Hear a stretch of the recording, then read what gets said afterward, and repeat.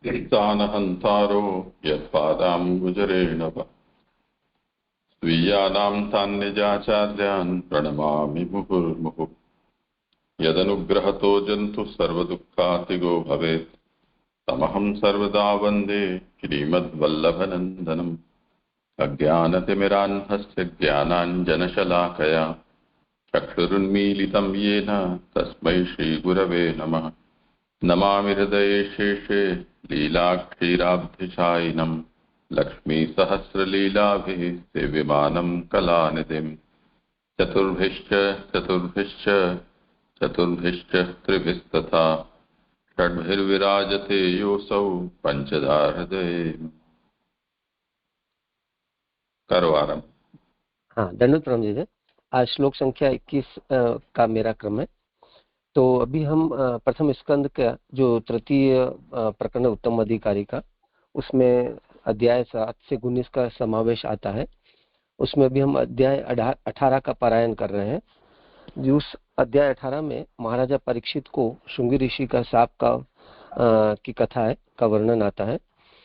उसमें हमने देखा कि वहाँ सूत जी एक समय कथा में उन्होंने विराम किया, तो किस तरीके से ऋषियों ने फिर उनका सूत जी को उत्साह दिलाया, और फिर उसके बाद श्लोक संख्या 18 से सूत जी ने भी फिर ऋषियों को उत्साह दिलाते हुए कथा का प्रारंभ किया है। तो हमने कल श्लोक 18 का 19 का और 20 का पारायण किया था। तो उसमें श्लोक संख्या 19 और 20 में प्रभु के महात्म्य का वर्णन हमने देखा। वहां पर 20 में, यह श्लोक संख्या 20 में देखा कि किस तरीके से लक्ष्मी जी, जहां पर लक्ष्मी जी का लोक में बहुत महात्म्य है, और वो लक्ष्मी जी प्रभु के चरण कमल की सेवा कर रही है, वो लक्ष्मी जी वो तो अब उन्हीं के महात्म्य को आगे बढ़ाते हुए श्लोक संख्या 21 में उसका मैं भी उत्तरार्ध ले रहा हूँ, मतलब श्लोकार्थ से पहले ले रहा हूँ। हो सकता है कि लक्ष्मी जी की प्रकृति हो सकता है कि लक्ष्मी जी प्रकृति रूपा होने से अथवा स्त्री होने से कम बुद्धि वाली हो, तो भी महान लोगों के विचार पूर्वक किए जाने वाले भजन को कहा जाना चाहिए। यदि ऐसे भाव शौनक ऋषि के अंतःकरण में जागृत हो गए हों, तो उसका निराकरण करने के लिए अब आगे कहते हैं। तो यहाँ पर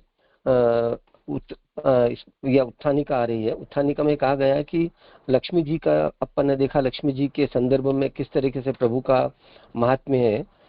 तो अब यहाँ आई बात कि वो शंका अगर किसी के संबंध में आए, किसी को ये शंका है कि लक्ष्मी जी जो है वो तो प्रकृति रूपा हो सकती है स्त्री होने अथवा या स्त्री होने से उनमें कम बुद्धि वाली हो, तो फिर यहाँ महान लोगों के संदर्भ में भी प्रभु का महात्म्य किस तरीके से विचारा जा सकता है, उसका भी कुछ विचार होना चाहिए। ऐसा अगर ये सूत जी ऐसा सोच रहे हैं, शौनक आदि ऋषियों को यह शंका नहीं हुई है, लेकिन वो ऐसा सोच रहे हैं कि अगर उनके मन में अंतःकरण में अगर इसी प्रकार की कोई शंका हो तो उसका क्या जवाब होना चाहिए, तो वो इस श्लोक संख्या 21 में कहा जा रहा है। मैं श्लोकार्थ ले रहा हूँ।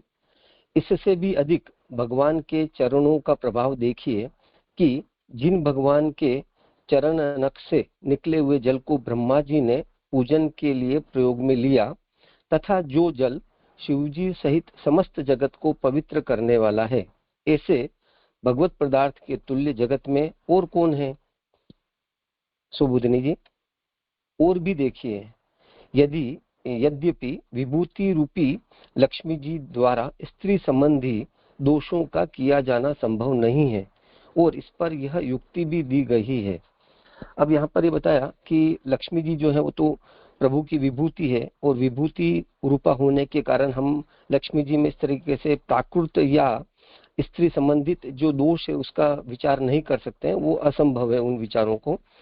और साथ में ये युक्ति भी है जो हमने श्लोक संख्या 20 में देखी कि लक्ष्मी जी वो प्रभु की चरण सेवा में रत हैं, और जो प्रभु का भजन करता है तो उनमें कोई प्रकार का दोष नहीं होता, दोष का भाव है।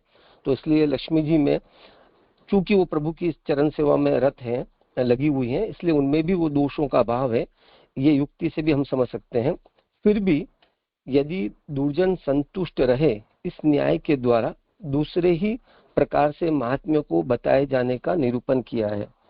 फिर भी अगर दुर्जन जो जिनकी विपरीत बुद्धि हो, वो फिर भी अगर लक्ष्मी जी में कोई प्रकार का प्रकृति रूपा या स्त्री होने से कम बुद्धि होने जैसी स्थिति को विचार करते हैं, तो उनके भी उनको भी संतोष किया जाना चाहिए। उस न्याय से दुर्जन को भी संतोष मिले, इस न्याय से यहाँ प्रभु के महात्म्य को अब दूसरे प्रकार से कहा जा रहा है। ये तीन देवता प्रमुख रूप से माने गए हैं, ब्रह्मा, विष्णु और रुद्र। वहां ब्रह्मा चरणों को धोने वाले हैं, शिव चरण के जल को धारण करने वाले हैं। अतः अब इनसे बढ़कर कौन महान होना चाहिए? तो ब्रह्मा जी जो है, तीन प्रकार देवता कहे गए हैं, ब्रह्मा, विष्णु और रुद्र यानी शिव। और उनमें हम देख रहे हैं, वर्णन आ रहा है कि ब्रह्मा जी जो है वो चरणों को धोने वाले हैं, शिव उन चरण जो जल चरणों से प्रकट हुआ है धोने से, उन जल को धारण हो करते हैं। तब इनसे श्रेष्ठ कौन हो सकता है? इसी बात को कह रहे हैं कि इस विषय में कहते हैं कि भगवान के चरण नख से निकले हुए पूजा योग्य जल को ब्रह्मा जी ने ग्रहण करते हुए पूजा कार्य में समर्पित किया। वह जल गंगा जल कहा गया। जो ब्रह्मा जी ने प्रभु की पूजा में जो जल का विनियोग किया, और वो जो जल पूजा में आया, वो जल ब्रह्मा जी ने, चरण नख से जो निकला जल, वो ब्रह्मा जी ने प्रभु के पूजा में, मतलब जो उनको प्राप्त हुआ ब्रह्मा जी को, उस जल को गंगा जल कहा गया है। और वह गंगा महादेव सहित जगत को पवित्र करती है। वो जो प्रभु के चरण नख से जो जल प्रकट हुआ ब्रह्मा जी के पूजा के पूजा में, प्रभु की पूजा के दौरान, उस जल को गंगा जल कहा। और वह जल महादेव सहित समस्त जगत को पवित्र करती है। नख से निकली हुई गंगा अथवा इससे भिन्न अर्थात चरण कमल से निकली हुई गंगा जी वामन जी द्वारा ब्रह्मांड का भेदन करते समय प्रकट हुई। मेरे को यहाँ पे वो वामन जी के द्वारा ब्रह्मांड का भेदन का एकदम से प्रसंग याद नहीं है, पर एक बार शायद पूर्व में जे ने इसके बारे में बताया भी था कि तब वामन जी ने ब्रह्मांड का भेदन किया, तब उनके चरण कमल से गंगा जी प्रकट होकर भूतल पर प्रकट हुई। तो एक तरफ प्रभु के चरण नख से प्रकट गंगा, जो ब्रह्मा जी का हम संबंध देख सकते हैं वहां बताया उनके पूजा समय में, और एक जो है वामन जी द्वारा जब ब्रह्मांड का भेदन हुआ तो चरण कमल से प्रकट हुई गंगा जी, वो दोनों एक ही है। ब्रह्मांड भेदन के समय चरण से आए हुए उस जल को अलकनंदा आदि के रूप में जाना, और उसे भी यहाँ इस प्रसंग में संग्रहित किया है। तो चूंकि हम अभी जो जल भूतल पर यानी कि ब्रह्मांड में प्रकट हुआ है और जिससे शिव वगैरह सबकी पवित्रता की बात आ रही है, तो यहाँ पर वो भी प्रसंग को यहाँ पर लिया गया है कि जो ब्रह्मा जी ने ब्रह्मांड का जब भेदन करके जो जल प्रकट हुआ, जिसको अलकनंदा से जाना जा रहा है, अथवा भगवान की तुलना में जल की अतिहीनता को नख से निकला हुआ बताकर प्रस्तुत किया है। नख से निकला जल बहुत हीन बताया है। अब प्रभु की जो तुलना, मतलब क्योंकि अभी हम महात्म्य का दूसरे प्रकार से महात्म्य सूत्र जी अभी यहाँ शौनक आदि ऋषियों को बता रहे हैं, तो वहां बताया कि जो जल है प्रभु के नख से निकला है या प्रभु के चरण कमल से प्रकट हुआ है, दोनों ही स्थिति में वह जल प्रभु की तुलना में काफी हीन है, क्योंकि वो उसका संसर्ग नख या चरण कमल के संबंध में है। ईश्वर की पवित्रता को आगे बताया जा रहा है। यहाँ एक्चुअली जे मैं जब गुजराती वाला देख रहा था तो मुझे वाक्य रचना में ऐसा लगा कि ये थोड़ी मतलब सही नहीं है। तो गुजराती में यहाँ शंकर जी का रेफरेंस आ रहा है, और अगर हम पूरा रेफरेंस देखें तो वही बात होनी चाहिए। तो मैं इसको इस तरीके से पढ़ रहा हूँ, शंकर की उससे होने वाली पवित्रता को आगे बताया जा रहा है। तो यहाँ ईश्वर की जगह हम शंकर ले लें, शंकर की पवित्रता को आगे बताया जा रहा है। तो वो आगे कहाँ बताया जाएगा? वह तृतीय स्कंद में कपिल जी के वचन में भी आएगा और नवम स्कंद में शुक जी के वचन में आएगा। तो आगे वहां इसका और पवित्रता की बात आएगी। शेषम पुनाति पाठ होने पर, अब अगर ये जो ऊपर से मूल श्लोक में शेषम है, उसकी जगह पाठ ये हो शेषम पुनाति, पाठ होने पर भगवान के अतिरिक्त वह नखजल ब्रह्म से लेकर तृण पर्यंत सारे जगत को पवित्र बनाता है। तो वो प्रभु के अगर ऐसा पाठ लें तो उससे भी अर्थ प्राप्त होता है कि जो भगवान के अतिरिक्त वो जल सभी को, ब्रह्मा जी से, ब्रह्म से लेकर सभी को वो पवित्र बना रहा है। सभी उस नख जल गंगा से पवित्र होने की इच्छा करते हैं। तो फिर भगवान की तुलना में अन्य कौन सा पदार्थ बढ़कर है? निश्चय ही कोई भी नहीं। तो प्रभु से श्रेष्ठ कुछ भी नहीं हो सकता है। अक्षर से भी परे भगवान है। उस प्रसंग में कहते हैं कि लोक में उनसे बड़ा कौन है। तो अक्षर, अपन ये भी बताया कि अक्षर से भी परे हैं भगवान, प्रभु अक्षर से भी श्रेष्ठ हैं, और लोक में उनसे बड़ा और कौन हो सकता है। अब प्रभु की बड़ेपन को वेद में तो भगवान महान है ही। तो वेद में तो ये हम जब वेद का अध्ययन करेंगे, वेद को हम जब से पूछेंगे, समझेंगे, तो हमको पता चलेगा कि भगवान महान है। परंतु लोक में भी उनका महान सिद्ध होना कहा जाना चाहिए, क्योंकि लोक तो समस्त ब्रह्मांड को देखने वाला है। अब लोक जो है वो तो ब्रह्मांड को देख रहा है, तब लोक में कौन महान है इसकी भी सिद्धि होनी चाहिए। तो लोक में प्रभु उस महानता को बताने के लिए भगवान का संदर्भ लिया गया है कि लोक में जो है वो भगवान शब्द से प्रभु की लोक नायकता के रूप में महानता को बताया। इसलिए जो ब्रह्मांड का नायक है उसे भगवान के नाम से कहा है। तो ब्रह्मांड यानी लोक का जो नायक है वो प्रभु है, भगवान है, उनको भगवान नाम से हम यहाँ कहा गया है। भगवान शब्द उस ब्रह्म का वाचक है जिससे बड़ा चढ़ा कोई भी नहीं है। जो भगवान शब्द है वो उन ब्रह्म का वाचक है जो हम ब्रह्म की तुलना में, मतलब ब्रह्म का ही ये लोक के संदर्भ में भगवान समझना है इनको। लोक के संदर्भ में भगवान शब्द से कहा गया है, और उस तरीके से उनके संदर्भ में उनसे बड़ा चढ़ा कोई भी नहीं है, ऐसा यहाँ प्रभु के महात्म्य को सूत जी ने शौनक आदि ऋषियों को बताया दूसरे प्रकार से।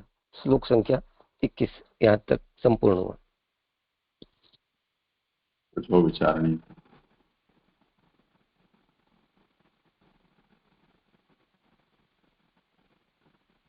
ये जो लास्ट में जो बात आई कि वेद में तो भगवान महान है ही, परंतु लोक में भी उनका महान सिद्ध होना कहा जाना चाहिए, क्योंकि लोक तो समस्त ब्रह्मांड को देखने वाला है। तो ये समझ में नहीं आ रहा है, समस्त ब्रह्मांड को देखने वाला है लोक। हाँ, मतलब ये मैं इसको इस तरीके से समझा कि यहाँ पर ये बताया ना कि वेद में तो भगवान महान है ही, वो तो स्पष्ट है, क्योंकि वेद में प्रभु को यानी कि ब्रह्म रूप से महान बताया है वहां पर वेद में। परंतु लोक में भी अब जो है वो ब्रह्म को महान बताना है। तो अब जो जगत जो है ब्रह्मांड को देख रहा है, वहां पर अब ये ब्रह्मांड किससे प्रकट हुआ है, ब्रह्मांड किसमें स्थित है, ब्रह्मांड का किस तरीके से है, ये सारे जो ब्रह्मांड को देखने मात्र से अपन को पता नहीं चल रहा है कि इसका संदर्भ किस तरीके से लिया जाए, कौन इस ब्रह्मांड को का नायक है, यह बताने के लिए तो वहां पर भगवान शब्द आया है। तो लोक में लोक जो सिर्फ ब्रह्मांड को ही देख रहा है, वहां लोक को वहां पर ब्रह्म या भगवान का संदर्भ प्राप्त नहीं हो रहा है। उस संदर्भ में ये प्रभु की यानी कि भागवत रूपी कथा जब प्रकट होती है, या जब भागवत रूपी कथा से हम जब लोग इसको जानता है तब तो पता चलता है कि लोक के जो नायक है वो ब्रह्म है, यानी कि जिनको हम भगवान कह रहे हैं। ऐसा मैं आशय लग रहा है मेरे यहाँ।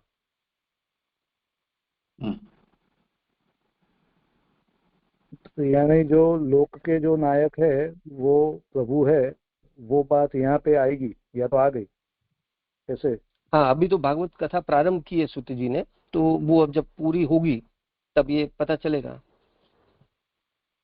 जी, ऐसा ही लेना है ना जी? ऐसा है ना कि लोक में पुराण प्रसिद्ध होते हैं, साधारण मनुष्य वेद को जानता नहीं है। वेद में अधिकार भी सबका नहीं होता है, इसलिए ब्रह्म, अक्षर ब्रह्म ऐसे जो विषय हैं वो तो वेद से जिनका संबंध हो वो जान पाते हैं।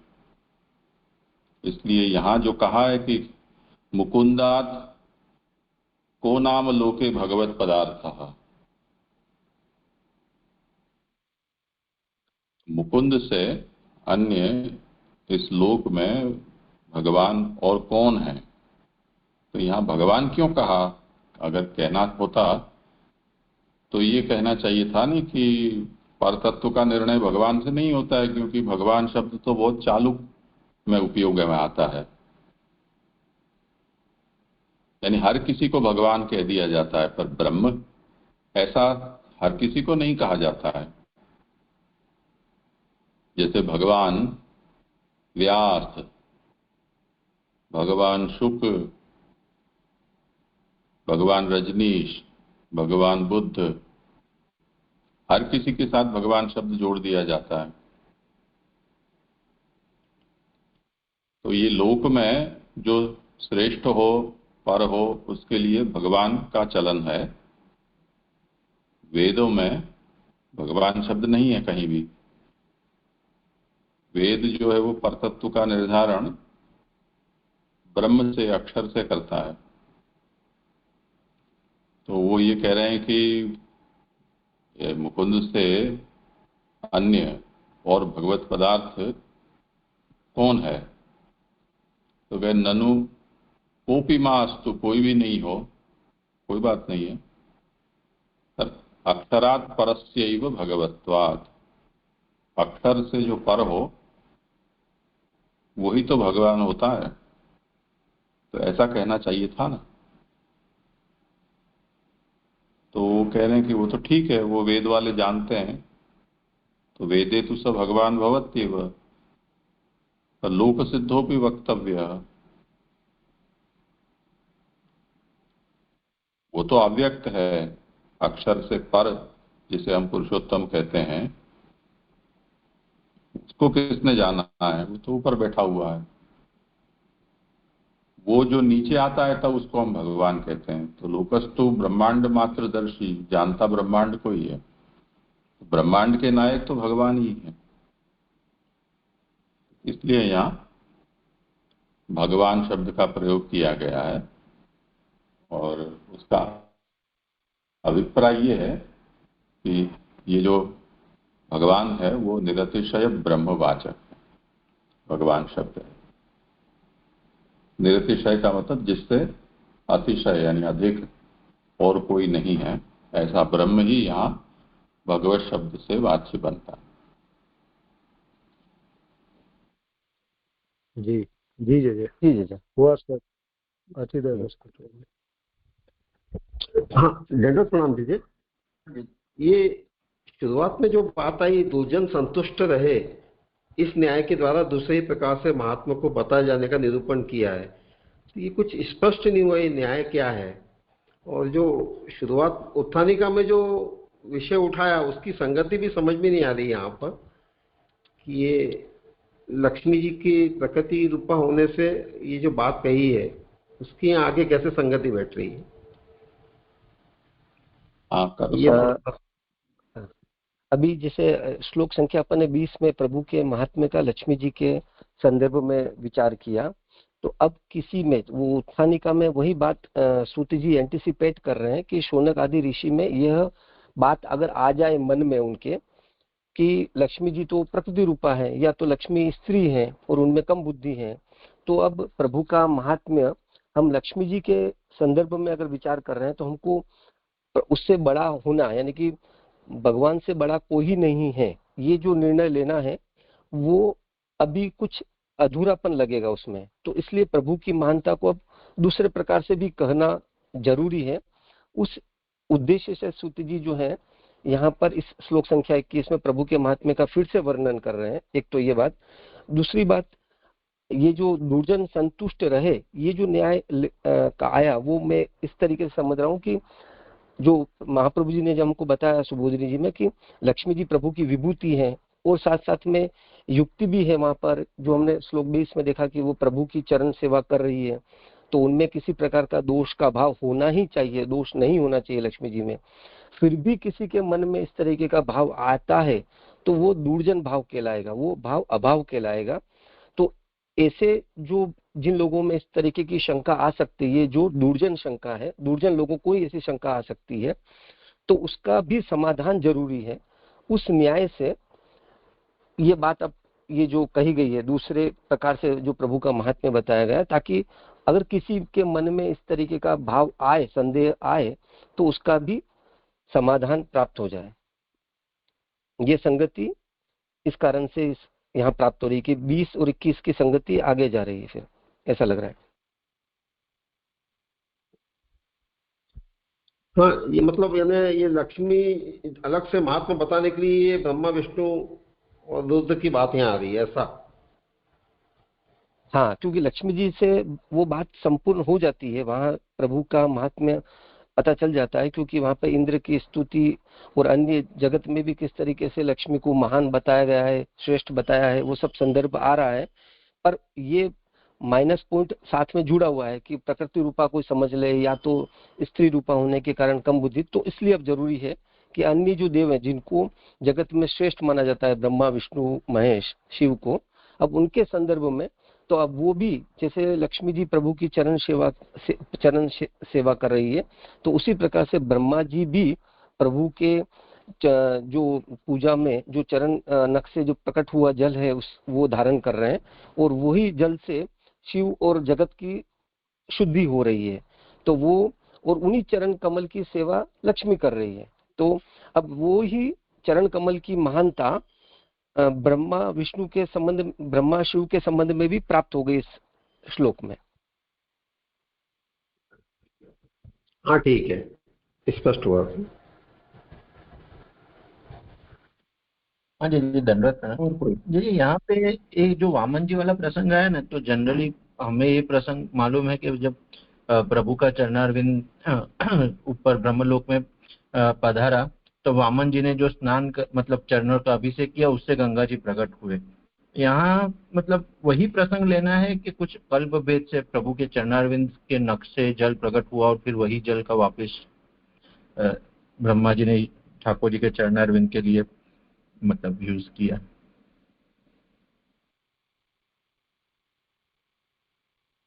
क्या हो गया?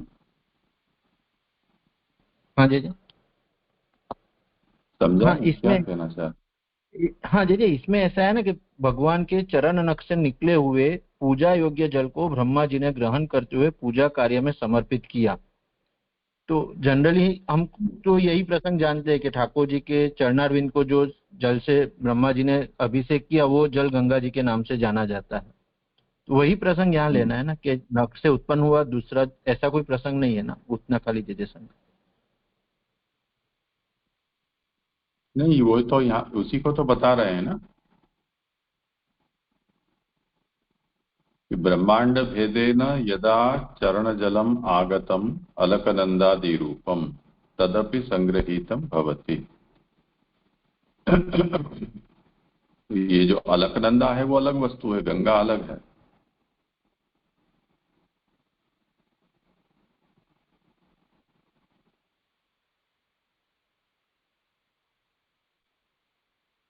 जी जी जी जी जी जी, हाँ, मैं भी इस तरह अलकनंदा और गंगा जी को मैंने एक ले लिया था मेरी प्रस्तुति में। तो अलकनंदा अलग है, वो वामन जी के संदर्भ में, और गंगा जो है वो चरण नख जो ब्रह्मा जी से प्राप्त हो रही उस संदर्भ में, ऐसे समझना ना जी? जी जी, हाँ जी जी, स्पष्ट हुआ। जी जी, अब मेरा क्रम है तो लो आगे 22वां श्लोक। ईश्वर को शंकर जी करते हैं उधर, क्या करेक्शन कराया जय करेक्शन करा ना, ईश्वर पवित्र आगे बताया जा रहा है, तो उधर वहां पे शंकर जी लिख दे। आप उसको करेक्ट करने की जरूरत नहीं है, उस शब्द का अर्थ यहाँ शिव समझना है, बाकी ईश शब्द का मतलब वही होता है। अच्छा, पंडित प्रणाम। ठीक, 22वां श्लोक लेता हूँ जी। जी भाई, 22 जो श्लोक है उसको उत्थानी का, इस प्रकार तर्क और प्रमाण के द्वारा भगवान पने को स्थापित करके अब अनुभव के द्वारा भी भगवान पने को कहा जा रहा है। यानी जो आगे हमने देखा 20 और 21 में प्रमाण से और उसके आगे तर्क से भी जो भगवत महात्म्य है या तो जो भगवान पना जो है वो स्थापित किया। अब वही जो भगवान पना है उसको अनुभव के द्वारा भी वो स्थापित कर रहे हैं 22वें श्लोक में। तो उसकी बात यहाँ पे 22वें श्लोक में कही जा रही है। यत्र अनुरक्ताः सहसैव धीरा व्यपोह्य देहादिषु संगमूढ़ं रजन्ति तत्पारमहंस्यम् अन्त्यं यस्मिन् अहिंसो परमः स्वधर्मः। श्लोकार्थ, जहाँ धीर पुरुष भगवान में अनुरक्त होकर सहसा ही शरीर आदि में आसक्ति को छोड़ देते हैं तथा अंत में उस परमहंस पदवी को प्राप्त कर लेते हैं जिसमें अहिंसा और शांति स्वधर्म बन जाती है। सुबोधन जी ले रहा हूं। भगवान में अनुराग हुआ कि सब पुरुषार्थ सिद्ध हुए। यानी जो प्रभु में जब अनुराग होता है तो सब पुरुषार्थों की सिद्धि हो जाती है।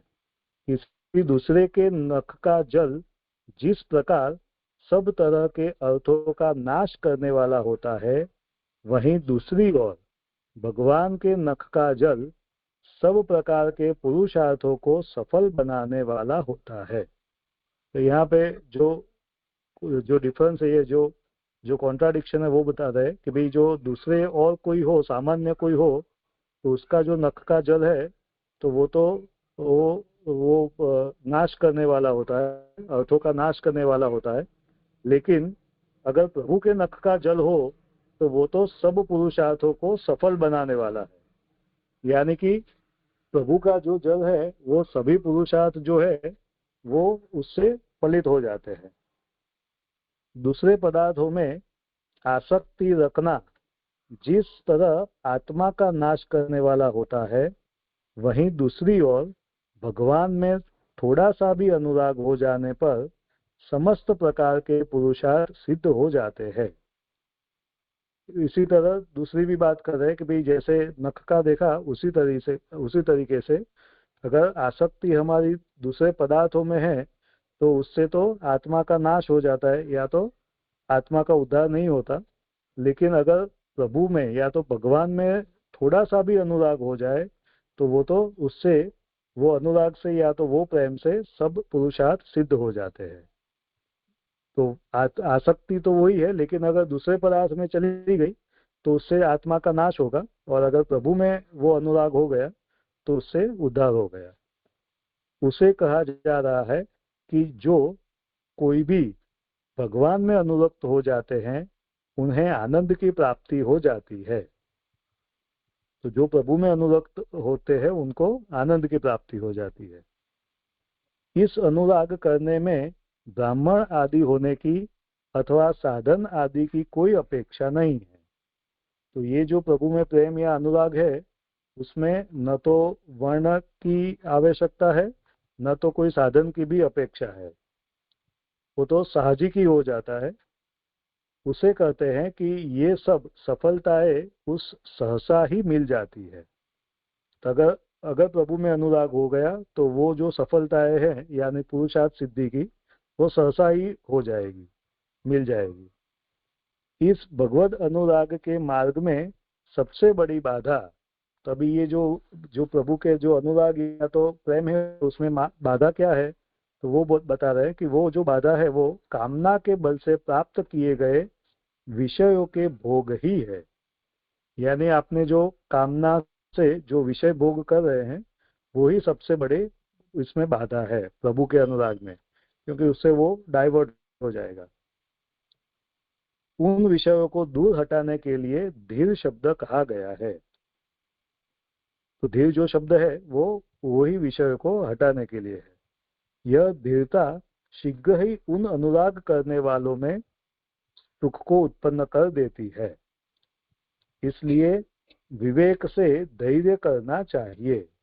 तो अगर हम धीर हो जाए, या तो वो जो धीर है जो धीर पुरुष है उसको और विषयों से वो दूर हो जाएगा और प्रभु में सुख आ जाएगा, उसमें प्रभु में सुख उसके अनुराग हो जाएगा, तो वो सुख को उत्पन्न कर देगी।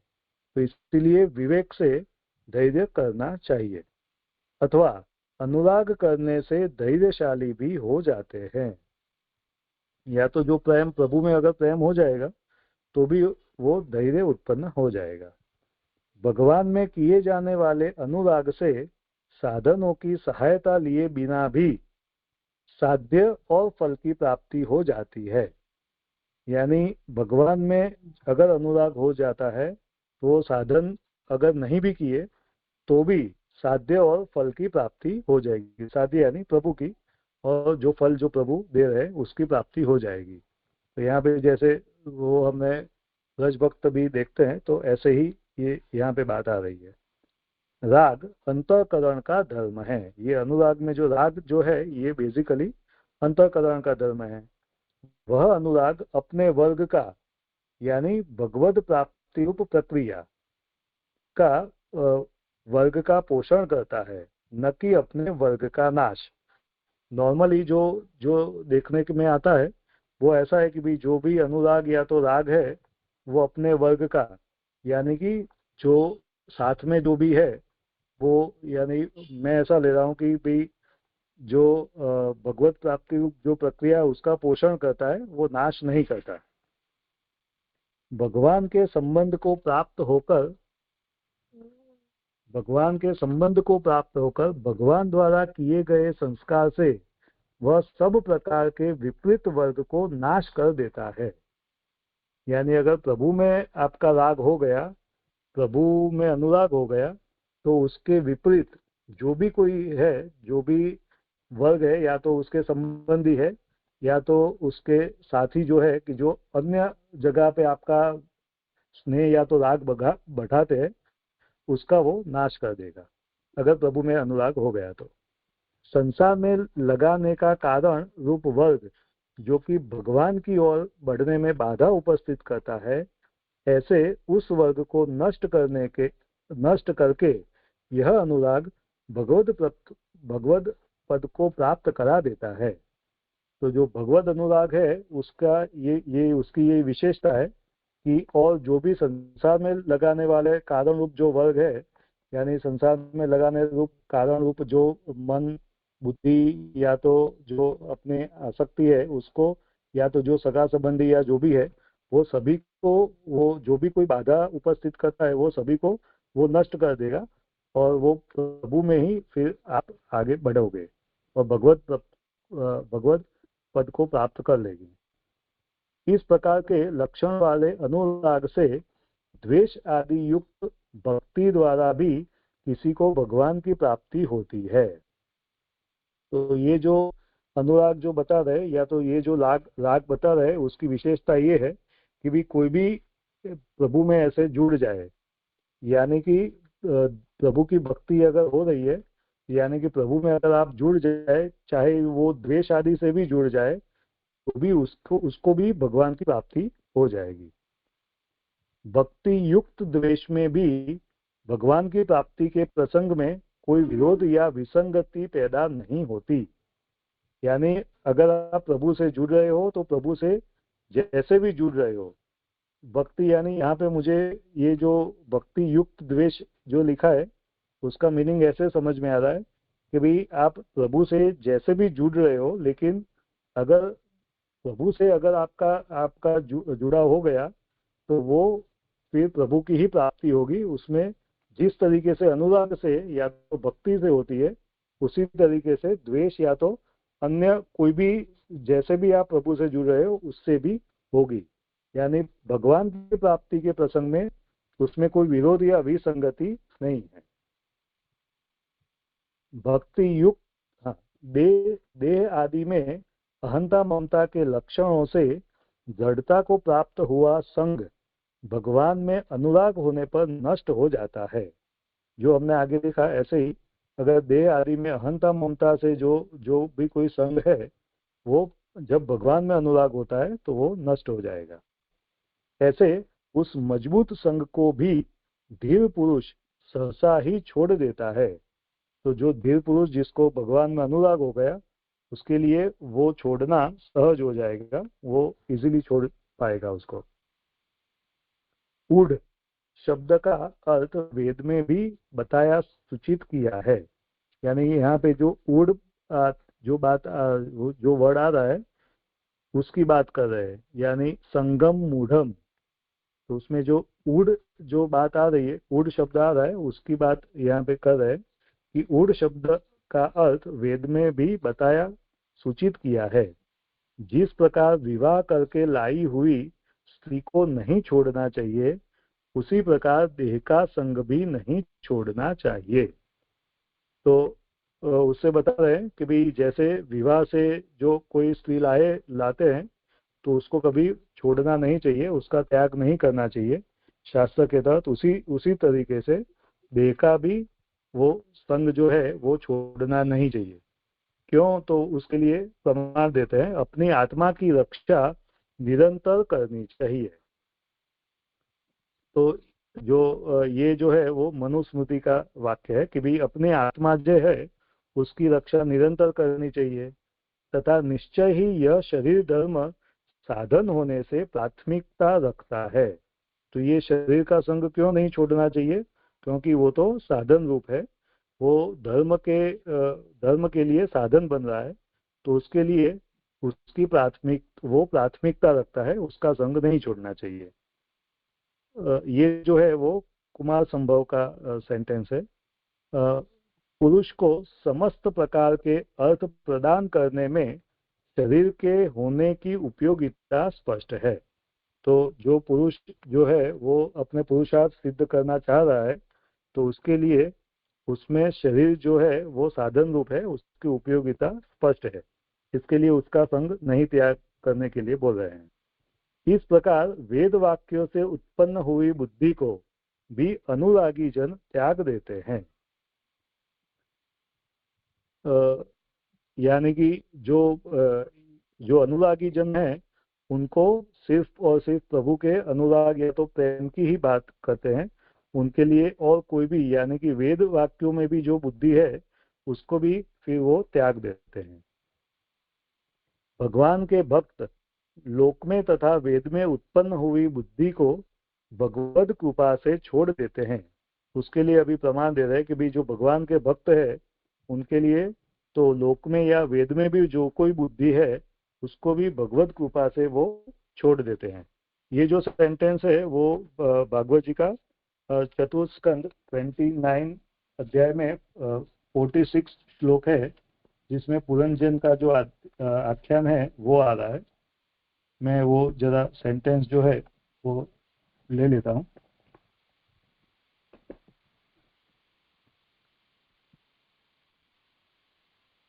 तो पुरंजन आख्यान जो है, जो चतुस्कंद में 29वें अध्याय में, उसमें जो 46वां जो श्लोक है उसमें आ रहा है कि भाई भगवान का अखंड स्मरण जो कर रहा है और उस पे जो अखंड स्मरण के करते हुए भगवान जो भी जीव पर कृपा करे तो वही पल, वो उसी क्षण वो जीव की लौकिक और वैदिक कर्म मार्ग में से आसक्ति दूर हो जाती है।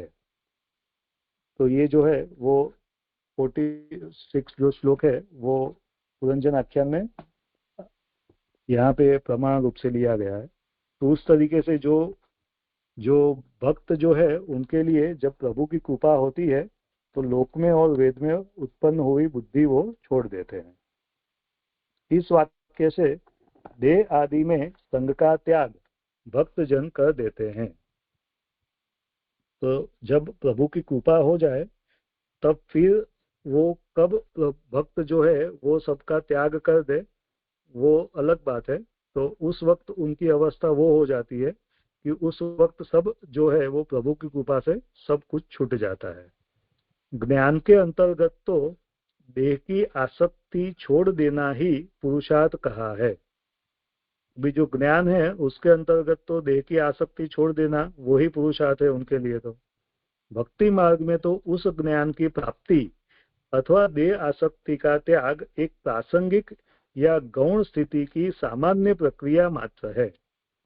तो जो ज्ञान के लिए उस वही जो पुरुषार्थ है, यानी कि जो उनके लिए पीक है या सबसे बड़ा पुरुषार्थ है, जो फल है, वो भक्ति मार्ग में उसकी वो ज्ञान की प्राप्ति या तो देह आसक्ति का त्याग है, वो तो एक प्रासंगिक है, या तो गौण स्थिति जैसी प्रक्रिया है।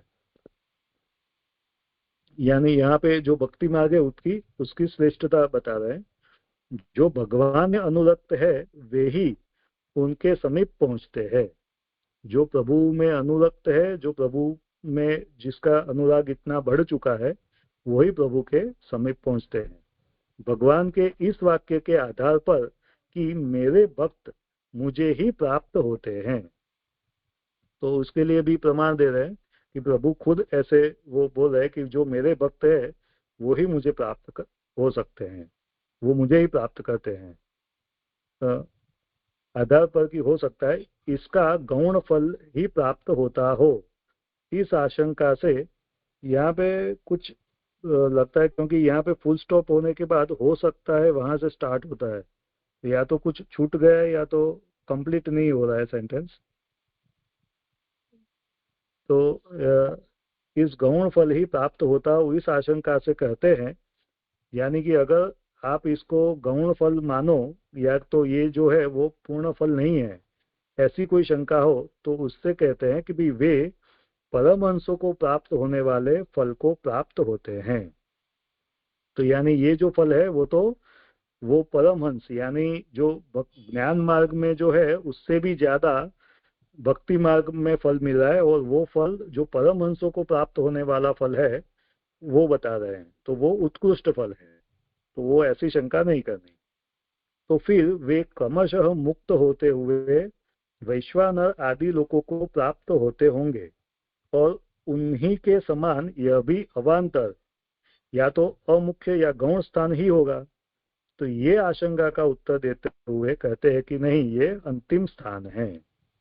तो दूसरी आशंका कर रहे हैं कि भाई ये जो है वो भी बाद क्रमशः तो मुक्त होते हुए, जैसे कम मुक्ति होती है उस तरीके से लोगों को प्राप्त होते होंगे, और उसी समान ये भी अवान्तर स्थान ही होगा। तो बोल रहे हैं कि नहीं, ऐसी बात नहीं है, ये तो मुख्य फल है या तो अंतिम फल है।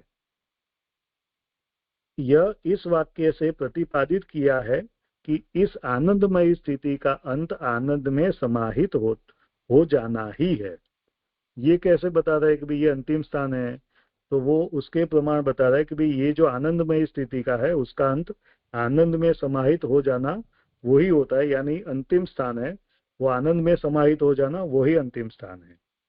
अतः इस स्थिति को प्राप्त कर लिए जाने के बाद फिर अन्य कोई भी स्थान प्राप्त करने योग्य नहीं रह जाता।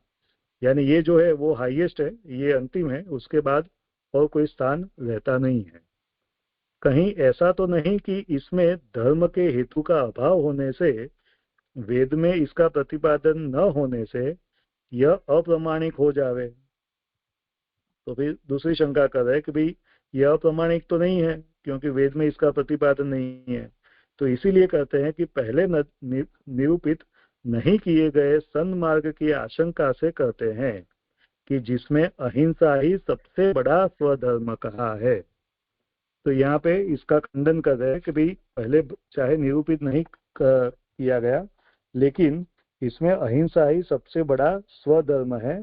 वेद के पूर्व कांड में धर्म का प्रतिपादन हुआ है और उत्तर कांड में ज्ञान से प्राप्त होने वाली अविद्या रहित शांति का। ये दोनों ही अनुराग के स्वाभाविक धर्म है, यानी कि जो अनुराग है उसके ही ये दोनों, यानी शांति और अहिंसा, ये दोनों उसके ही स्वाभाविक धर्म है। यानी जो अहिंसा है उसका पूर्व कांड में प्रतिपादन है, और जो शांति है उसका उत्तर कांड में प्रतिपादन है। जिस प्रकार जल में रस की स्थिति सदैव है, जिस प्रकार जल में रस की स्थिति सदैव है, इसीलिए सभी वेदों में भक्ति धर्म का प्रतिपादन होने से भक्ति में वेदों के विरोध की शंका नहीं करनी चाहिए। जिस प्रकार जल में रस की स्थिति रहती है उसी प्रकार ये जो अनुराग है वो स्वाभाविक धर्म है, और अनुराग के स्वाभाविक धर्मतः अविद्या और शांति और अहिंसा की स्थिति रहती है। तो इसलिए सभी वेदों में भक्ति धर्म का प्रतिपादन है, और इसलिए भक्ति में वेदों के विरोध की शंका नहीं करनी चाहिए। अहिंसा शब्द के द्वारा मुख्य धर्म का निरूपण किया है। आलभन शब्द का प्रयोग वेद में हिंसा के लिए नहीं किया है। ये आलभन शब्द जो है वो मुझे नहीं समझ में आ रहा है। उसका प्रयोग जो है वो वेद में हिंसा के लिए नहीं किया है। इसलिए अहिंसा और शांति की प्राप्ति ये दोनों धर्म भक्त में सहज रूप से आ जाने के कारण यहाँ वेदों की नियम स्थापना शक्ति ही कुंठित हुई है, न कि भक्ति की विरोधी भावना प्रकट हुई है।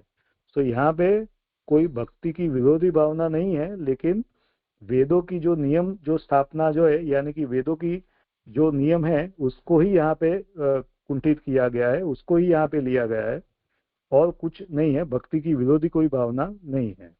अतः भगवान का महात्म्य अनंत है, वह किसी के भी द्वारा नहीं कहा जा सकता। तो यहाँ पे कंक्लूजन यानी कि वो दे रहे हैं कि भाई इससे ये बात हो रही है कि भाई जो प्रभु का जो महात्म्य है वो तो अनंत है, किसी के भी द्वारा इसको पूर्णतः ये कहा जाता वो पॉसिबल नहीं है, वो नहीं कर सकते वो। ऐसे 22वां श्लोक संपूर्ण हुआ यहाँ। जैसे यहाँ पे ये जो आलबन जो शब्द है उसका वो मालूम नहीं पड़ रहा है मुझे। आलबन का दो अर्थ होता है, एक उसको स्पर्श करना, छूना, और दूसरा उसका वध करना, बलि चढ़ाना। तो वेद में विधि है वायव्यम श्वेतमालभेत भूति कामः, जिसको अपनी प्रसिद्धि ऐश्वर्य बढ़े ऐसी जिसकी कामना है वो सफेद पशु का आलभन करे, उसकी बलि चढ़ाए। तो यहाँ ये कहा है नहीं कि हिंसा पदेन से मुख्य धर्मो निरूपितः, वहां अहिंसा है शास्त्र में, उसको मुख्य धर्म बताया है, मां हिंसा सर्वभूतानि, इस तरह से। और दूसरी ओर वेद में ही पशु हिंसा बताई जा रही है। तो वो कह रहे हैं कि ये हिंसा के लिए नहीं है। तो जो वेदाज्ञा से अगर किसी का वध आदि किया जाता है तो उसको हिंसा नहीं माना जाता है। जैसे कानून किसी को फांसी चढ़ाने की आज्ञा दे और उसको फांसी लगाई जाए तो वो हिंसा नहीं कही जाती है। या किसी सैनिक को युद्ध में लड़ने के लिए आदेश दे और वो युद्ध लड़ते हुए वीरगति को प्राप्त हो जाए तो वो उसकी हत्या की हो, ऐसा नहीं माना जाता है। इस प्रकार से विधि से ये प्राप्त होता है कर्म, उसके कारण उसमें प्राकृत मनुष्य अपनी किसी लौकिक स्वार्थ से ऐसा कार्य करता है तो वो हिंसा के अंतर्गत आता है।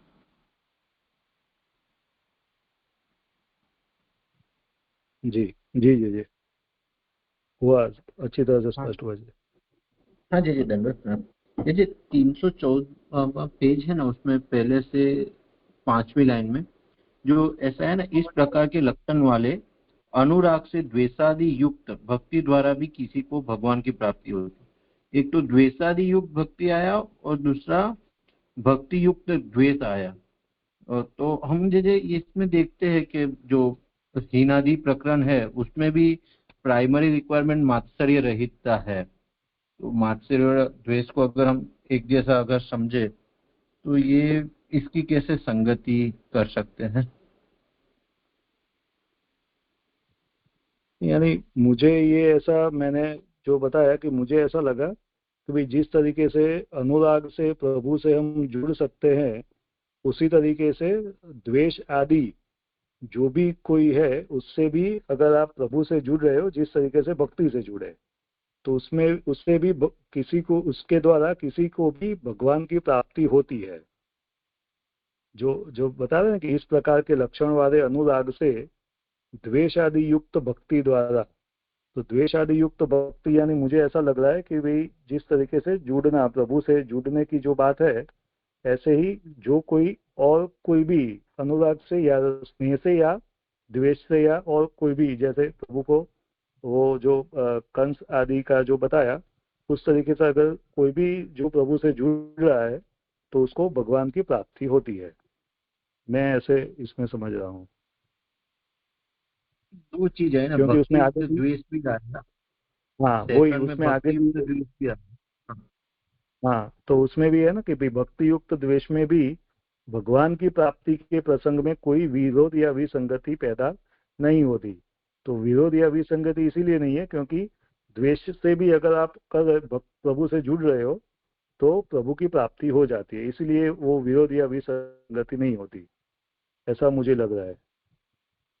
ये तो मतलब थोड़ा जो जिसको मतलब आज के जमाने में हम देखे तो जो भगवान का व्यापार कर रहे हैं उनके लिए तो मतलब एक थोड़ा पॉजिटिव स्टेटमेंट हो जाना ऐसा लग रहा है ना, भक्ति युक्त द्वेष। द्वेष युक्त भक्ति समझ सकते हैं कि कुछ थोड़ा द्वेष रहेगा लेकिन मूल में भक्ति है, लेकिन द्वेष ही उनका मूल उद्देश्य और उसमें थोड़ी भक्ति है, तो इसलिए मुझे ये दोनों सेंटेंस में थोड़ा डाउट हुआ। नहीं, ऊपर जो नख जल का उदाहरण दिया ना, उसी तरह से यहाँ यही समझना है कि अन्य के नख का जल है वो अनिष्ट कारक माना जाता है, अपवित्र माना जाता है, परंतु भगवान के नख से आया हुआ जल है वो परम पावक है। उसी तरह यदि किसी भी प्रकार का कहीं भी अनुराग है उसे दोष माना जाता है, पर जिसको भगवान में प्रेम हो गया है वो अपने देहादि के अंदर भी जिसको ऐसा संगजन्य मूढ़ता आ गई है तो वो संगजन्य मूढ़ता का भी वो त्याग कर देता है। तो यहाँ जैसे अनुराग को एक उपलक्षण के रूप में समझना चाहिए, वो ये कहना चाहते हैं कि जिस प्रकार से ऐसा भगवान के साथ प्रेम हुआ तो ऐसा हुआ, तो यदि भगवान के साथ द्वेष होगा तो भी उसको ऐसा फल मिलेगा।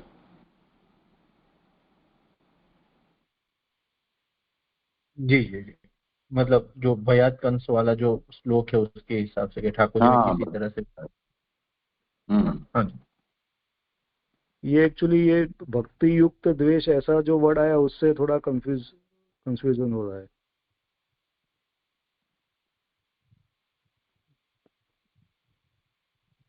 और कुछ विषय होता। हाँ, जय जय जय जय, दंडवत प्रणाम।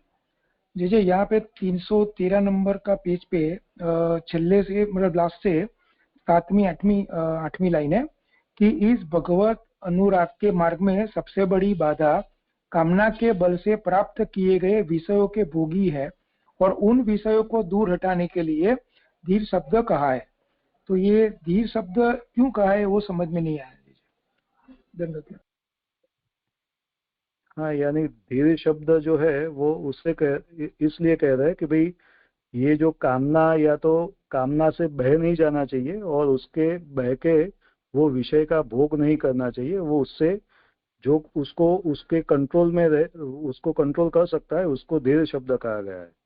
तो उसको हटाने के लिए वो हटा के अगर आप प्रभु में स्नेह कर रहे हो तो वो फिर सब वो दूर हो जाएगा। तो जो प्रभु के अनुराग में जो सबसे बड़ी जो बाधा है वो यही, ये जो कामना से विषय का भोग है वो ही है।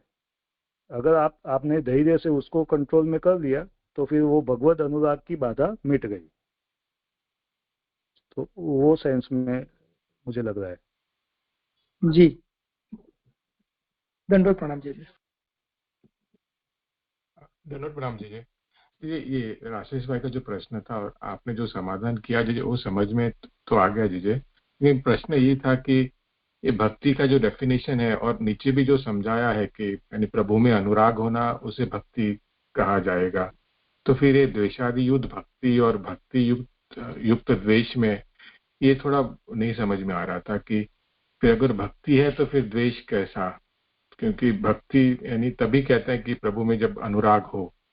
और प्रभु ठाकुर जी ने जो अवतार काल में यानी जिन्होंने द्वेष किया उनका उद्धार किया, मुझे वो भी समझ में आ रहा है, लेकिन ये जो भक्ति के साथ द्वेष ऐसा जोड़ा है ना जी, वो थोड़ा समझना था। हाँ, करो समाधान जी। ये मुझे भी इसीलिए मैंने बोला कि ये जो शब्द जो है ना उससे ही ये कंफ्यूजन हो रहा है। कभी द्वेष आदि युक्त भक्ति, तो यानी भक्ति यानी तो जैसे स्नेह होना चाहिए और उसकी सेवा होनी चाहिए, तो द्वेष जो है उससे युक्त भक्ति कैसे हो सकती है? या तो भक्ति युक्त द्वेष जो है, तो वो थोड़ा कंफ्यूजिंग है, लेकिन मैंने फिर इसलिए ऐसे अर्थ लिया उसका। अनुराग, इसको पढ़ो, अनुराग पढ़ो भक्ति की जगह, मूल में यही शब्द का प्रयोग है। अच्छा, तो द्वेष आदि युक्त अनुराग द्वारा भी, हाँ, तो फिर मतलब मुझे ऐसा लग रहा है कि जुड़ना, मतलब द्वेष से भी अगर प्रभु में जुड़ गए, जैसे ने जैसे नख वाला उदाहरण दिया, नख के जल वाला, कि भगवान में थोड़ा भी अगर अनुराग हो जाए तो समस्त प्रकार के पुरुषार्थ सिद्ध हो जाते हैं। तो अनुराग का मतलब जुड़ना है, ऐसा जो नीचे आया ना, अंतःकरण का धर्म है। तो जैसे ने जैसे भी समझे ऐसे समझ सकते हैं कि बड़े द्वेष से भी अगर प्रभु से जुड़ सकते हैं तो उनका भगवत प्राप्ति हो जाती है। मतलब भयात कंस वाला जो श्लोक है, गोप्या आमाद, मतलब उस ढंग से ऐसा, मतलब मैं समझा। ये भक्ति शब्द निकाल के अनुराग जोड़ दे जैसे जय ने कहा, ऐसा तो समाधान हो सकता है। जी जी जी, हुआ समाधान। एक और प्रश्न था जी, ये जो यानी भक्ति या अनुराग के संदर्भ में जो अंतिम पैराग्राफ में जो आया, अहिंसा और शांति को यानी भक्ति से या अनुराग से जोड़ा दीजिए, ये थोड़ा समझना था कि यानी कि ये वेद में भी उसका वर्णन है ये सिद्ध करने के लिए ये जो दो जो धर्म कहे भक्ति या अनुराग के, तो ये यानी अहिंसा और शांति तो हम यानी कर्म मार्गी और ज्ञान मार्गी में भी देख सकें, उनमें भी ये धर्म होते हैं। तो स्पेसिफिकली यानी भक्ति के साथ ही या अनुराग के साथ ही कैसे जोड़ा, और ये जो जब हम अहिंसा और शांति जब कहते हैं तो उसकी जो हम परिभाषा करते हैं वही होगी कि कुछ और होगी, ये चीजें थोड़ा समझना था। हाँ, करो समाधान, मूल श्लोक का अनुसंधान बना कर रखो। जी, यहाँ पे जैसे मुझे ऐसा लग रहा है कि भाई अहिंसा जो लास्ट में जो लाइन आई ना कि भाई इससे पहले निरूपित नहीं आया, तो शंका का कि भाई ये तो अप्रमाणित हो जाएगा, तो उसके लिए वो आशंका कुछ जो निराश आया उसमें ऐसा बता रहा है कि भाई अहिंसा ही सबसे बड़ा स्वधर्म कहा है, यानी कि पूर्व कांड में उसका ही प्रतिपादन हुआ है। तो यहाँ पे ये जो पूर्व कांड में जो बात आ रही है कर्म की, तो उससे अहिंसा को यहाँ पे ले रहे, ये ऐसे लग रहा है। तो अहिंसा का जो हमको वो जो डेफिनेशन जो लेनी होगी वो इस तरीके से लेनी होगी कि भाई जो पूर्व कांड में जो भी कोई कर्म मार्ग जो दिखा रहे हैं तो उसको यहाँ पे अहिंसा के वर्ड से यूज करे या तो उससे बता रहे हैं, निरूपण कर रहे हैं। मुख्य जो धर्म है वो उसको अहिंसा से बता रहे हैं। और जो उत्तरकांड में ज्ञान से प्राप्त होने वाली, ये तो स्पष्ट ही है, जो शांति है उसके लिए तो यहाँ पे लिखा ही है कि उत्तरकांड में ज्ञान से प्राप्त होने वाली अविद्या रहित, यानी अविद्या जब चली जाती है, अविद्या से रहित हो जाती है और उससे जो विद्या आती है उसको ही यहाँ पे शांति का वर्ड दिया है। यानी शांति का जो डेफिनेशन दिया है वो ज्ञान से प्राप्त होने वाली अविद्या रहित जो स्थिति है उसको शांति कहा गया है। और ये जो दोनों है, जैसे शास्त्रार्थ में भी आता है कि भाई पूरे वेद में वर्णन तो जो है वो भक्ति का ही आ रहा है, और भक्ति के अंग तह ये कर्म और ज्ञान जो है वो दोनों आ रहे हैं। तो वही यहाँ पे भी बता रहे हैं कि भाई दोनों ही अनुराग के स्वाभाविक धर्म है। यानी अहिंसा और शांति है वो दोनों अनुराग के। शांति कैसी, तो जो ज्ञान से जो अविद्या दूर हो रही है वो, और अहिंसा यानी कि जो जो कर्म है जिसमें हिंसा नहीं है, जो शुद्ध अहिंसा को मन में रख के किए जा रहे हैं कर्म, वो तो वो बेसिकली तो उससे भक्ति की ही बात, उसके भक्ति के वो स्वाभाविक धर्म है, उसी सेंस में आ रही है। और उसमें एग्जाम्पल भी दिया कि जैसे जल में रस जो है, तो रस के बिना जल कभी हो ही नहीं सकता। तो ऐसे ही ये जो शांति और अहिंसा है वो उसके ही, वो भक्ति के ही वो स्वाभाविक धर्म है, ऐसे लग रहा है मुझे। जी तेजस भाई जी, लेकिन मेरा यही प्रश्न था कि ये जो दोनों धर्म है, यानी शांति और अहिंसा, ये यानी कर्म मार्गी में और ज्ञान मार्गी में भी देखा जा सकता है। यानी कर्म मार्गी को भी हम कहते हैं कि वो उसके ज्ञान के साथ, अगर वो पूर्ण ज्ञान के साथ कर्म करता है तो फिर उसको यज्ञ नारायण या नारायण की उनको प्राप्ति होती है। और ज्ञानी को भी तो हम वही कहते हैं कि यानी उसको पूर्ण ज्ञान हो चुका है, तो उनमें भी ये अहिंसा और शांति, ये दोनों धर्म देखने को मिलते हैं। तो मेरा बस प्रश्न यही था कि यानी ये भक्ति के साथ ही क्यों यानी जोड़ा, इससे ऐसा ही भक्ति ही है ऐसा कैसे सिद्ध हो रहा है, वही प्रश्न था मेरा। यानी एक बात है कि यहाँ पे ये दो वर्ड मुझे इसलिए यहाँ पे लिए लग रहा है कि यहाँ पे जो बात आई कि भाई परमहंसों को प्राप्त होने वाले फल को प्राप्त होते हैं। जो आगे की जो शंका आई कि भाई ये जो फल मिला प्रभु को प्राप्त होने का, तो ये गौण फल तो हो सकता है। तो बोले कि नहीं नहीं, ये तो अंतिम फल है, यानी कि परमहंसों को जो प्राप्त होने वाले जो फल है वो है। तो यहाँ जो परमहंस जो वर्ड है, तो परमहंसों के साथ ये जो शांति और अहिंसा है वो शायद उसके लिए यहाँ पे ये दो जो वर्ड्स है वो ले रहे हैं, ऐसा मुझे लग रहा है। और दोनों से लेकिन बात तो वही आ रही है, कर्म और ज्ञान की, लेकिन यहाँ पे इसके लिए शायद ले रहे हैं, ऐसा लगा मुझे।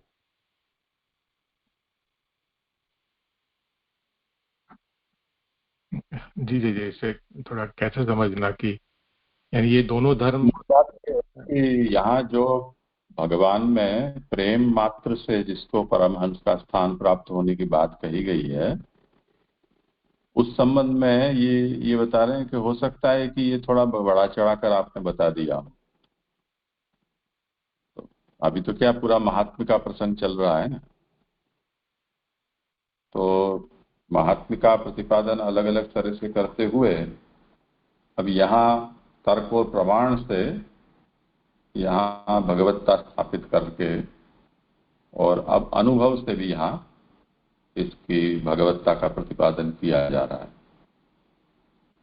तो उसमें ये कहा है कि जहाँ धीर पुरुष भगवान में अनुरूप होकर शरीर में आसक्ति भी छोड़ देते हैं और परमहंस की पदवी को प्राप्त कर लेते हैं, कि जहाँ अहिंसा और शांति स्वधर्म बन जाती।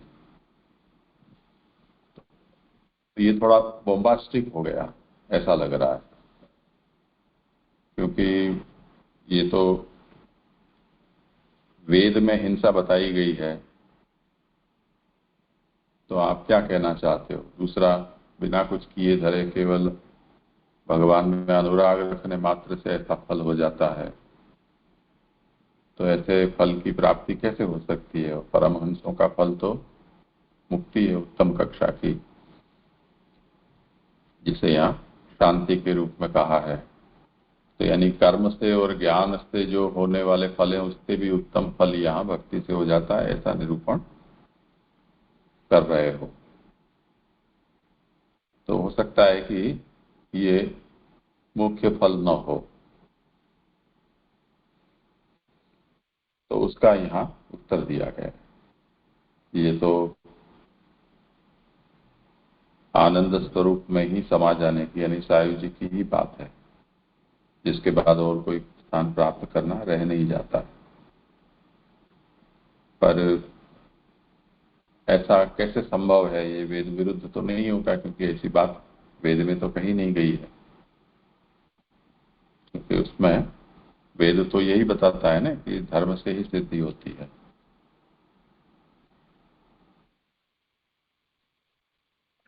तो अब ये बताना चाह रहे हैं कि इससे प्राप्त होने वाली जो सिद्धि है उसका वेद से विरोध नहीं है।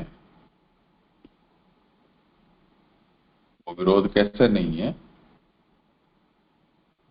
तो यस्मिन अहिंसो परमः स्वधर्मः, जिसमें अहिंसा और शांति स्वधर्म बन जाते हैं। भगवान का ऐसा महत्व, तो विरोध यहाँ भक्ति के साथ नहीं रह जाता है वेदों का।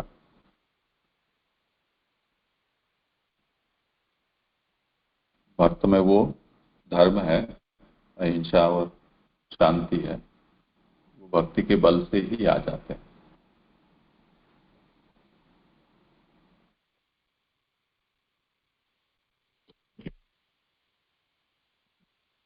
जी जी अच्छी तरह स्पष्ट हुआ। ये तो धर्म भक्त में है ही, यानी सहजता से आ ही जाते हैं, और अन्य में भी हो सके ऐसा भी हम ले सके ना, जैसे कि यानी वेद के अंतर्गत अगर जो ज्ञानी है उनमें भी हो सके, लेकिन भक्त में भी होना तो सहज ही है, इसलिए विरुद्धता नहीं आ रही है, ऐसे ही समझो। दीजिए जी, हुआ समाधान। धन्यवाद प्रणाम जी।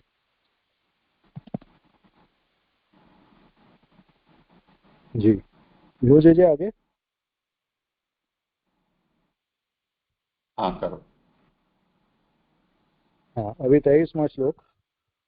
ऋषि शौनक के मन में यदि यह शंका उठे कि जब भगवान का अनंत महात्म्य किसी से भी नहीं कहा जा सकता, तो फिर आप उसे कैसे कह पा रहे हो, तो इस आशंका से कहते हैं। यहाँ पे शंका उठा रहा है कि भी हम ये तो समझ गए कि भी प्रभु का महात्म्य ऐसे अनंत है और किसी से भी कहा नहीं जा सकता, तो फिर आप अभी सूत जी के बारे में अगर उनको शंका उठे कि भी आप फिर कैसे बता रहे हो ये, या तो आप कैसे कह पा रहे हो, तो वो आशंका का निराकरण 23वें श्लोक में है। अहम ही तुष्टो अर्यमणो भवद्भिः आचक्ष आत्मा वगमोऽत्र यावान् नभः पतन्त्यात्मस्मं पतत्रिणः तथा समं विष्णुगतिं विपश्चितः। हे सूर्य रूप सौनक आदि ऋषियों, आपने मुझसे जो पूछा है उसे मैं जितना जान पाया हूँ उतना बताता हूँ। आकाश बहुत विशाल है, उसमें पक्षी अपनी क्षमता के अनुसार उड़ते हैं। वैसे ही व्यापक गति वाले व अनंत गुण वाले भगवान में जितना मेरा ज्ञान है उस प्रमाण से मैं प्रतिपादन करता हूँ। सुबोधनी जी, जैसा आपने मुझसे पूछा है, हे सूर्य के समान ऋषियों, आपके द्वारा ही प्रकाशित किए गए और याद दिलाए गए भगवान के गुण हैं, अथवा आपने अपने महात्म्य के द्वारा ही यह ज्ञान कराया है, उन्हें ही मेरे द्वारा आपको बताया जाना चाहिए। तो यहाँ पे सूत जी बता रहे हैं कि भाई इसको जो प्रभु के जो महात्म्य है उसको मैं कैसे बता पा रहा हूँ, तो उसके लिए वो जो उसका जो वहाँ पे उनको शौनक आदि ऋषि को ही इसका वो दे रहे हैं कि भाई आप सूर्य के समान हो, यानी कि आप क्योंकि सूर्य जैसे प्रकाशित करता है उसी तरह आपने ही मेरे में ये भगवान के गुण हैं वो याद दिलाए या तो प्रकाशित किए, और वही जो गुण है उसको मैं अभी कर पा रहा हूँ, इसलिए मैं ये इसको कह पा रहा हूँ। मैं कोई नई बात बताने नहीं जा रहा, केवल अनुवाद कर रहा हूँ। तो यहाँ पे उनका ही जो दीनता है वो भी आ रही है। भाई जो भी मेरे से बताया जा रहा है वो कोई नई बात नहीं है, वो मैं सिर्फ अनुवाद ही कर रहा हूँ, और वो भी आपके द्वारा ही ये भी संभव हो पा रहा है। यद्यपि मैं ब्राह्मण नहीं हूँ तो भी मेरे द्वारा उपदेश दिए जाने में दोष नहीं है। तो यहाँ पे ये भी स्पष्ट कर रहे हैं कि भाई चाहे मैं ब्राह्मण नहीं हूँ, जाति का जो दोष है वो है, फिर भी मेरे द्वारा जो उपदेश दिए जाने में दोष नहीं आ रहा है, इसीलिए कहते हैं कि आपने ही मुझे भगवान के गुण वर्णन की आज्ञा दी है, इस प्रकार आप ही मेरे माध्यम से कथन कर रहे हो।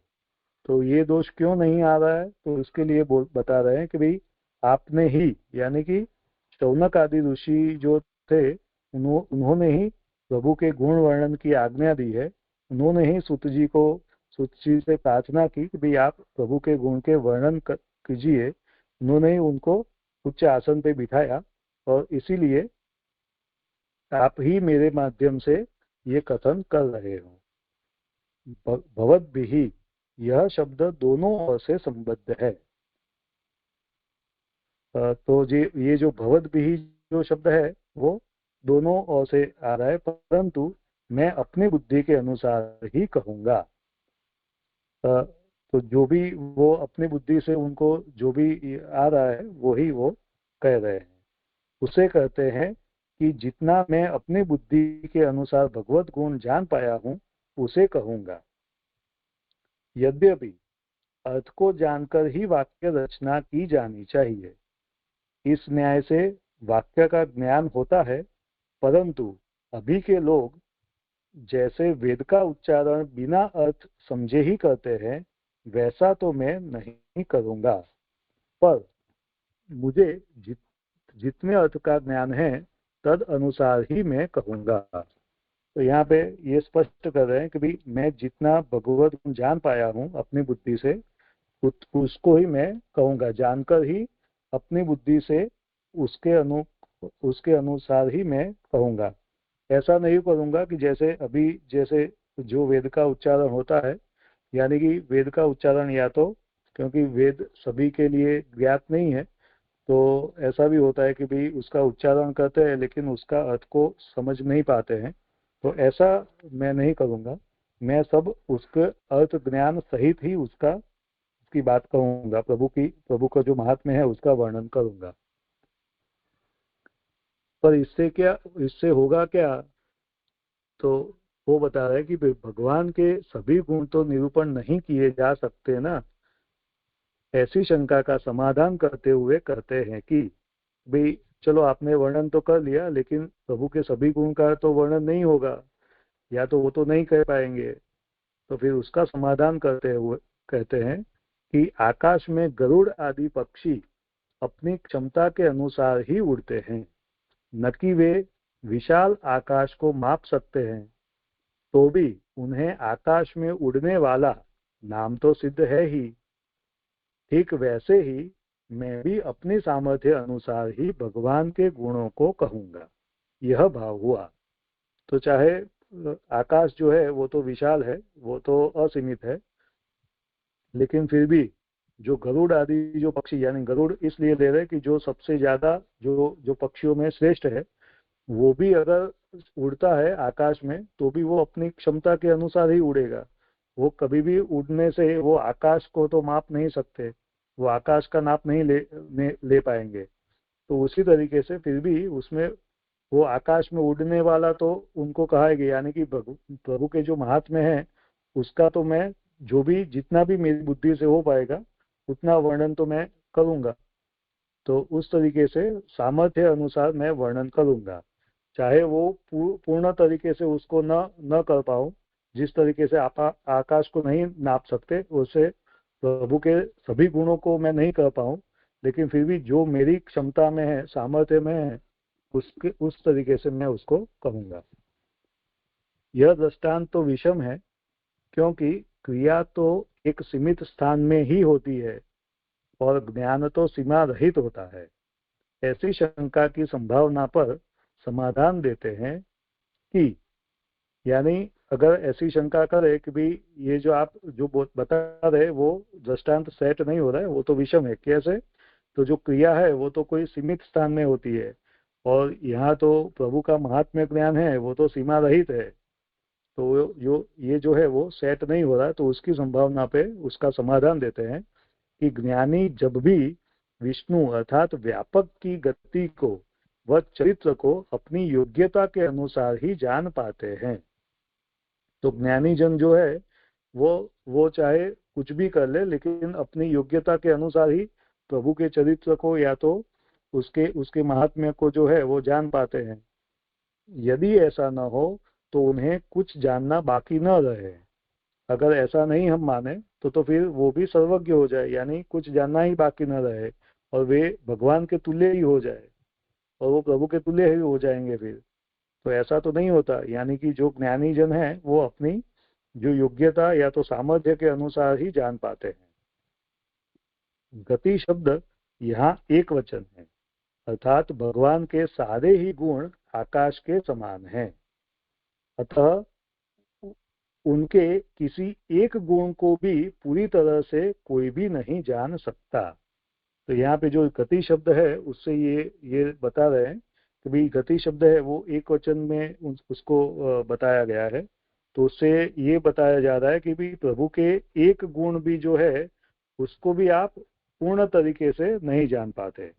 और वैसे तो प्रभु के अनंत गुण है, लेकिन अगर एक गुण को भी ले लो तो एक गुण का भी आप पूर्ण तरीके से वर्णन नहीं कर सकते, ऐसे प्रभु के गुण हैं। इसीलिए उनके गुणों की जानकारी रखने के विषय में मैं अकेला ही दोषी नहीं हूँ। प्रत्युत यह भगवत गुण विषयक बात ही वैसी है जिसे जाना ही नहीं जा सकता। तो यहाँ पे मेरी जो जो जो जो कमजोरी है वो सिर्फ मेरे अकेले की है या तो मैं ही अकेला दोषी हूँ, ऐसी बात नहीं है। क्योंकि प्रभु के गुण जो है उसका स्वरूप ही कुछ ऐसा है, प्रभु के गुण के विषय बात ही कुछ ऐसी है कि उसे तो कोई भी नहीं जान सकता। तो वो उसके लिए मैं अकेला ही दोषी हूँ, ऐसी भी बात नहीं है। तो मैं जो मेरे सामर्थ्य जो है उसकी तरीके से मैं उसका वर्णन कर रहा हूँ। तो यहाँ पे 23वां श्लोक संपूर्ण हुआ जी।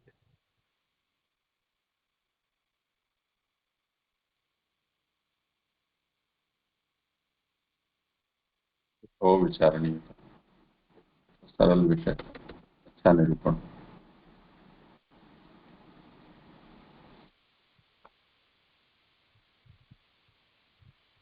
कितने श्लोक हैं? तो आगे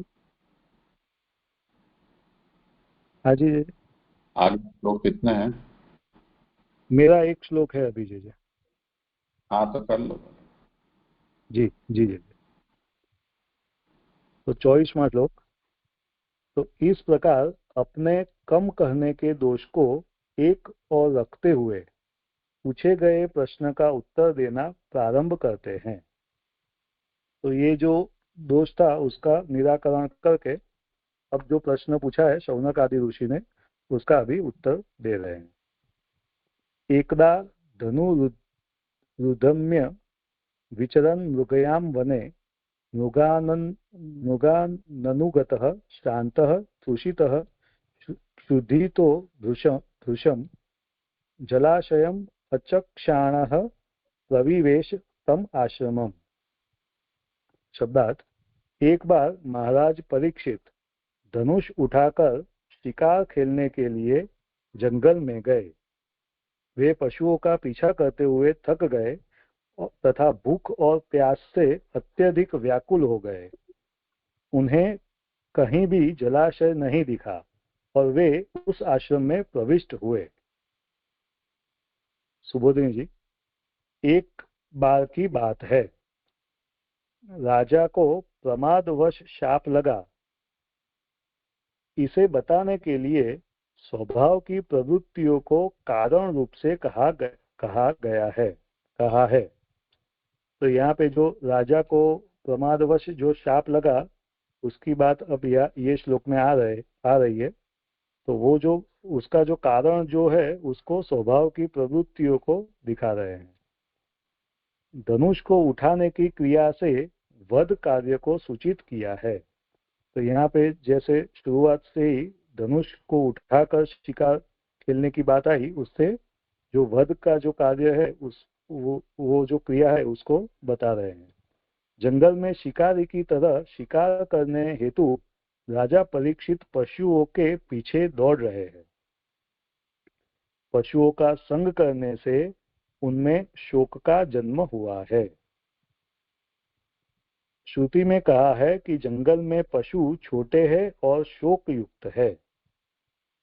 तो यहाँ पे ये दिखा रहा है कि भाई जो राजा की जो क्रिया थी, या तो राजा जो परीक्षित जो शिकार करने के लिए गए थे, वो पशुओं के पीछे दौड़ रहे थे। तो पशुओं के पीछे जो दौड़ रहे थे, तो उनका संग होने से, यानी कि वो क्रियागत होने से उनमें भी शोक का जन्म हुआ। यानी कि शोक, यानी मुझे ऐसा लग रहा है कि यहाँ पे जो जो सुना था उस तरीके से शोक, यानी कि जो शोक को ऐसा लिया गया है शायद कि भी उनमें भी उस तरीके से लिमिटेशंस आ गई, या तो उस तरीके से वो भूख और प्यास से ग्रस्त हो गए, और वो पीछे पशुओं के पीछे भागते हुए मुगिया करते हुए वो भी थक गए और श्रम से शोक युक्त हो गए। ऐसा मुझे यहाँ पे शोक का मीनिंग लग रहा है। इसलिए पशुओं का अनुगमन करने से राजा थक गए, देह व्याकुल हो गया, वे भूख व प्यास से भी युक्त हो गए। तो वो मुगिया करते करते वो भी पशुओं के पीछे भागते हुए थक गए और व्याकुल हो गया देह, और भूख और प्यास से भी युक्त हो गए। तो इस तरह उनमें 3 दोष उत्पन्न हुए। यदि ऐसा न होता तो भूमि में निरंतर युद्ध करने वाले परीक्षित को कभी थकावट नहीं हुई, तो शिकार के ही प्रसंग में उन्हें थका हुआ क्यों कहा जाता। तो जो परीक्षित राजा थे वो ऐसे थे कि भी उनको कभी भी युद्ध करते हुए भी, निरंतर युद्ध करते हुए भी थकावट नहीं होती थी। तो फिर अभी यहाँ पे ऐसे ही क्यों थकान हो गई, तो वो इसीलिए हुई क्योंकि उनमें भी पशुओं के पीछे दौड़ते हुए, भागते हुए वो दोष उत्पन्न हुए थे। तो वो जो 3 दोष की जो बात हुई, तो वो 3 दोष जो है वो यहाँ पे इस तरीके से ले सकते हैं कि जैसे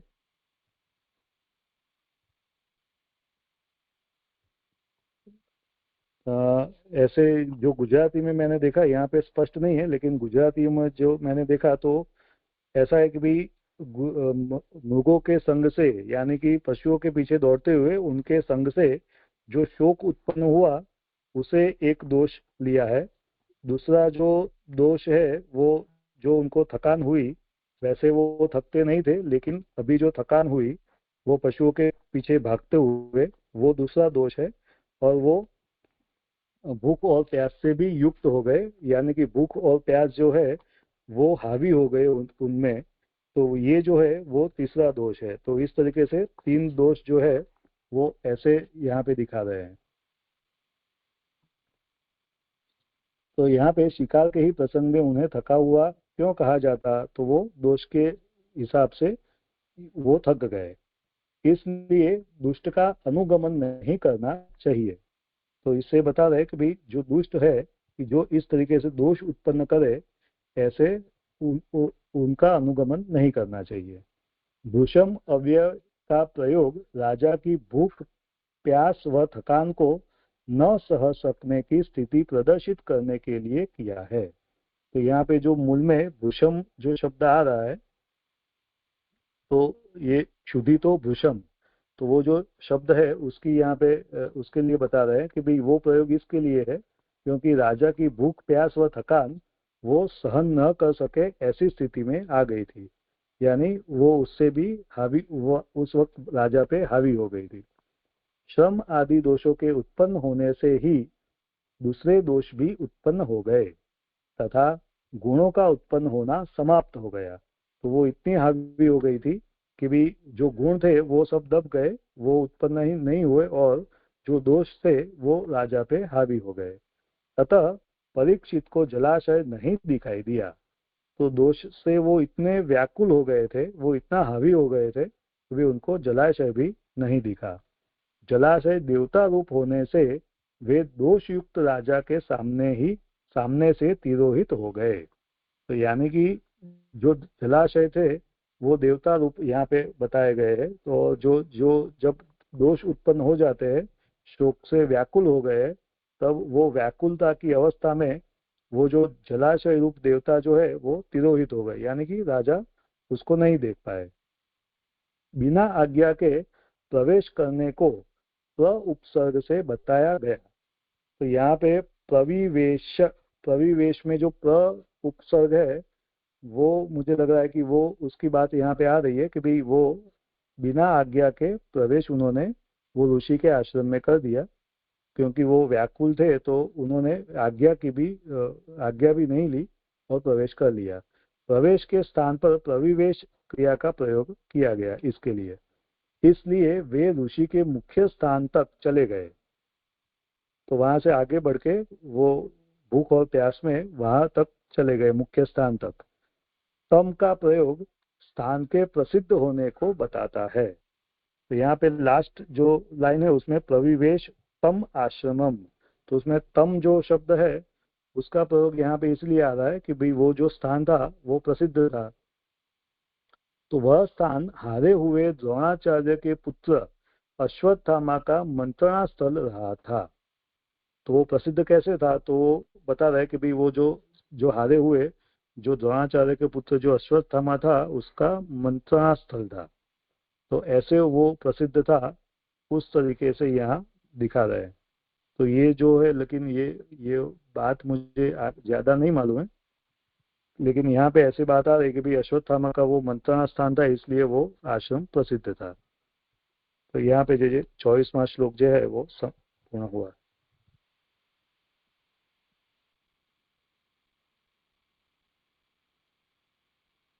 ठीक है, क्या समय हुआ है?